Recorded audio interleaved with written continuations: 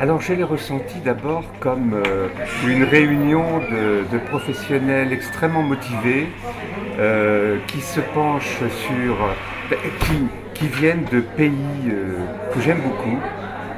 J'aime beaucoup venir à Nantes, à Rennes, à Brest, dans ces régions où il y a un véritable souci psychosocial. Si vous voulez, dans cette région, il y a un climat pour le souci social qu'on retrouve dans d'autres villes de France, mais pas partout. Et j'aime énormément venir dans cette région, que ce soit pour travailler avec les travailleurs sociaux, avec les bailleurs, avec les politiques, parce qu'il y a un investissement du social. Je ne sais pas d'où ça vient, si vous voulez. Il y a un gène social. Il y a un gène social. Et bon, ça a été très sympathique, ça a été intellectuellement très motivant. J'ai essayé effectivement de transmettre ce que j'ai appris avec les autres, aussi bien les autres professionnels que mes patients, parce que depuis que j'ai fondé l'Observatoire national des pratiques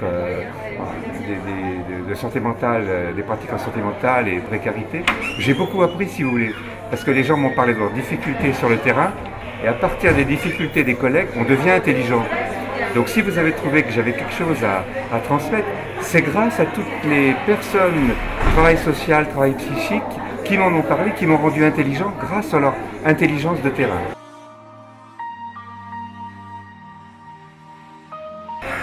Alors je dirais peut-être tirer les conclusions de ce congrès aux deux niveaux qui ont été pointés, le niveau de la parité, hommes en théorie, femmes sur le terrain. Ça peut être faire attention à cette chose qui est assez fréquente, même avec les meilleurs, et aussi envisager la question, comme il a été repris à la fin, de comment travailler avec les usagers, les travailleurs pairs. Et puis ensuite, je leur dirais de tenir le lien avec tous les partenaires, même les plus difficiles. De ne pas travailler seulement qu'avec l'équipe mobile de psychiatrie, mais aussi de ne pas lâcher le morceau, si je puis dire, avec les médecins, avec tout le pôle directement sanitaire. Parce que ce sont toujours les travailleurs sociaux qui ont été les plus mobilisateurs en termes de clinique psychosociale au départ. Donc il faut qu'ils restent demandeurs, motivés. Les médecins actuellement ont tendance étant donné les restrictions de crédit, à faire du chacun chez soi, à revenir un petit peu. Il y a une possibilité que tout l'objet du colloque soit rendu difficile par les restrictions financières, où les gens se disent bon, on n'a plus assez d'argent, chacun chez soi. Non, il faut vraiment refuser la logique du chacun chez soi. C'est la logique du réseau, comme il a été dit, et de l'interpartenariat qui est vital pour nous tous.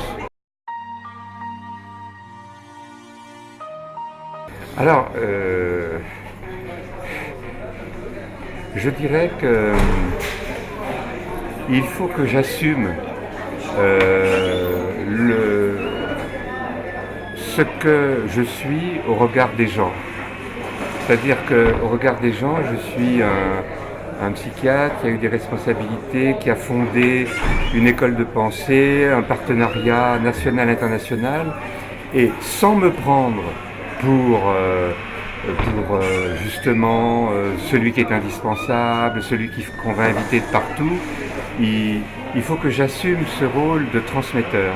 Donc je ne cherche pas à me débiner par rapport à ça, mais par contre je cherche peut-être à limiter les invitations, parce que je voudrais maintenant écrire un livre de synthèse qui m'évitera de voyager partout.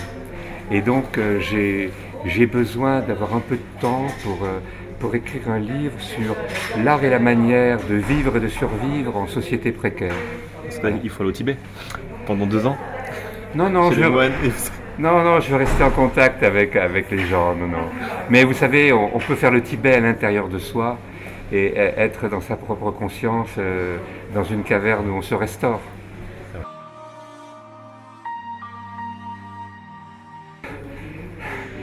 Si vous voulez, peut-être une anecdote, Ma femme n'est pas très contente de tous ces voyages que je fais parce que moi j'ai pris ma retraite, elle a pris sa retraite et elle voudrait qu'on profite de notre retraite.